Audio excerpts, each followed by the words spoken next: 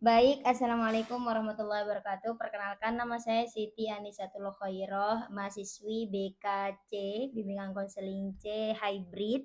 Di sini saya sudah bersama Ibu Sinten, Bu? Agustin Ervina. Iya, ini pengampu mata pelajaran IPS. IPS.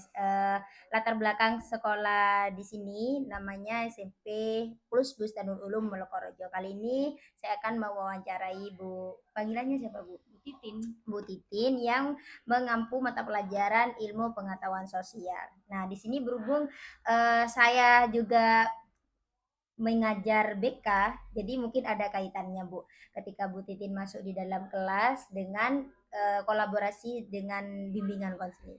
Untuk yang pertama temanya pemahaman guru tentang bimbingan dan konseling. Satu, bagaimana Bu Titin memahami konsep bimbingan dan konseling. Maksudnya eh, harusnya kan nanti di kelas yang diajar Bu Titin itu apakah ada anak-anak yang sulit diatur gitu Bu, dan bagaimana caranya Bu Titin itu untuk menghadapi mereka-mereka gitu Bu.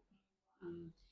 Biasanya kalau di kelas kami, saya selaku wali kelas, juga guru IPS, itu anak-anak yang berprestasi kita beri rewards, terus anak-anak yang melakukan pelanggaran atau apa, kita sekolah dan pihak wali kelas memberikan punishment. Pihak wali kelas itu selalu bekerja sama dengan kesiswaan, Siswaan. kesiswaan terutama juga dengan BK, ya seperti itu. Kalau anak-anak yang tidak masuk alfa, memang rekapan absensi itu setiap hari di kelas dilakukan. Nah, jadi kalau ada anak-anak yang tanpa izin, itu wali kelas meneruskan ke apa? Ada grup Grup WhatsApp WhatsApp wali murid wali ya murid. untuk kelas 9E, karena saya wali kelas Oh, 9E.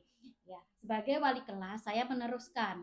Jadi orang tua pun itu juga tahu kalau anak mereka hari ini tidak hadir tanpa keterangan.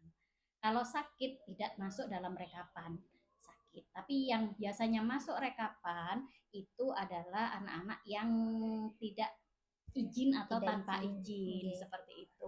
Dari saya wali kelas pertama biasanya yang dilakukan adalah menegur mereka, ya ditegur, kenapa kok enggak masuk. Biasanya anak-anak itu alasannya ya ada di pondok pesantren, karena memang latar belakang kita di sini adalah pondok pesantren. Ya, ada di pondok pesantren, tidur-tiduran seperti itu.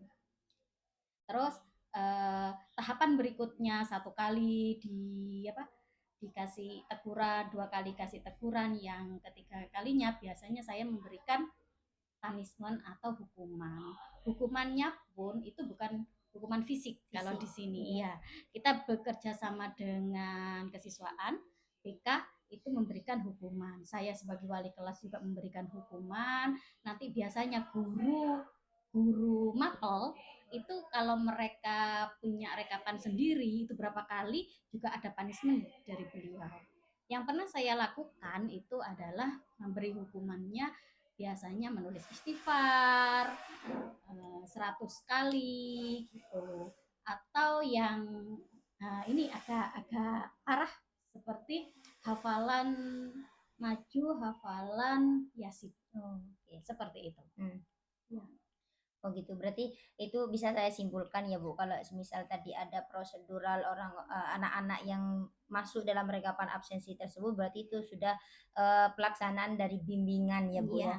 Nah, kemudian Bu, semisal nih di Bu Titin tadi di kelas 9E nih, 9E niku ada gak Bu panjenengan niki mengamati satu atau dua siswa yang memang ada masalah psikis gitu Bu, ada masalah mental atau kayak gak berbaur sama teman-teman gitu, ada gak? Dan bagaimana Ibu menghadapi anak tersebut gitu? Ada. Kebetulan di salah satu siswa saya itu sering tidak masuk. Sering tidak masuk kelas.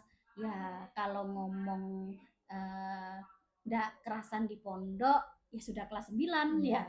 Tidak kerasan di pondok sudah kelas 9, kelas 1 sampai kelas 3, berarti kelas kelas 7 sampai kelas 9 dia bertahan. Maka dari Maka dari itu saya memberi motivasi biasanya. Motivasi, sebentar lagi kamu sudah selesai kelas 9. Ayo, ayo ditingkatkan belajarnya. Juga tidak menutup komunikasi dengan orang tua.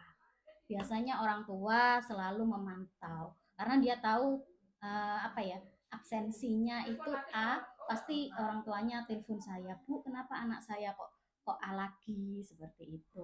Ya, jadi kami selaku wali kelas juga guru mapel itu minta tolong kepada orang tua, tolong Pak, anaknya dibimbing, diberi motivasi, sekolah sudah mengupayakan, orang tua juga harus mengupayakan.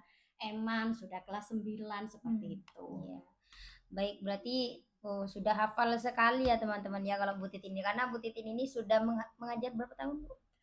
Berapa ya? 10 tahun 10 lebih 10 ya, yang lebih. pasti 10 lebih. Yang pasti kalau sudah 10 tahun itu sudah paham bagaimana menghadapi setiap peserta didik begitu teman-teman ya. Kemudian nih Bu, kira-kira semisal nanti ada yang tadi sudah termasuk dalam pelaksanaan bimbingan, konseling, anak-anak itu juga dikasih ruang untuk berdiskusi, tapi anaknya tetap aja gimana Bu? Kira-kira? Anaknya tetap Iya tetap, seperti itu. iya. Nanti Ya, ke siapa yang lebih, apakah orang tuanya gitu, harus ada peran orang tua juga. ada, iya. Makanya ada sinergitas Hmm. antara sekolah dan orang tua. Orang tua tetap harus tahu perkembangan anak. Kadang orang tua itu, oh saya tidak nyangka Bu anak saya seperti ini. Saya baru tahu Bu anak saya seperti ini. Ya, makanya peran wali kelas juga guru mapel itu sangat penting sekali karena guru mapel pun setiap kali mungkin kalau di IPS di kelas saya mereka hadir karena saya wali kelas ya. Tapi di guru-guru yang lain biasanya guru-guru itu ngomong, Bu, anak sampean ini enggak masuk. Ini harus didekati secara khusus seperti Ya. itu. Terakhir Bu, untuk hambatan yang paling sulit nih, yang Bu Titin hadapi untuk ke peserta didik, paling sulit nih. Paling sulit itu hambatannya apa ya? Uh, Gini, kalau anak-anak itu kita sudah mengupayakan, uh, anak-anak itu apa ya bahasanya, kalau mereka menutup diri, menutup bahasanya diri, ya menutup diri, tidak mau cerita terus terang, padahal kita itu mau membantu ya, permasalahannya apa. Tapi alhamdulillah lambat laun ya kita dekati. Kadang kan orang tua itu kalau tahu anaknya seperti itu emosi, iya emosi. Tapi saya juga juga menganjurkan ke orang tua jangan terlalu kasar karena anak itu karena saya baru tahu anak saya seperti ini, seperti itu ya. Selama ini masih bisa dijaga, terutama kan apa ya, putri ya, itu harapannya ya mereka tetap, mereka salah oke, tapi jujur gitu loh harapannya. Kalau terbuka gitu kalau ya kalau mereka terbuka jujur kita enak mengatasi masalahnya. Makanya cara yang paling efektif adalah pendekatan.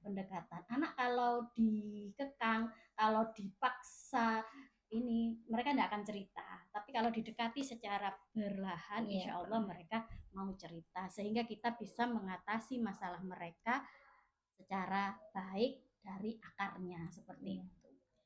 Mungkin itu wawancara dari saya kepada Bu Titi yang sudah 10 tahun mengajar di SMP Plus Wisata Monokerjo. Pastinya sudah banyak pendekatan yang Bu Titin sudah lakukan dan sekolah SMP ini mungkin bisa termasuk pada yang apa ya, yang aman ya, pendekatannya aman, terus tertibnya juga termasuk konsisten gitu ya. Karena memang semuanya berkolaborasi jadi satu, kesiswaan, kepala sekolah, wali kelas dan juga guru BK pun mempunyai cara yang satu, misi yang satu untuk menertibkan peserta didik. Mungkin itu saja. Terima kasih Bu Titin ya sudah meluangkan waktunya buat wawancara kali ini. Sampai jumpa di tugas selanjutnya. Assalamualaikum warahmatullahi wabarakatuh. Waalaikumsalam warahmatullahi wabarakatuh.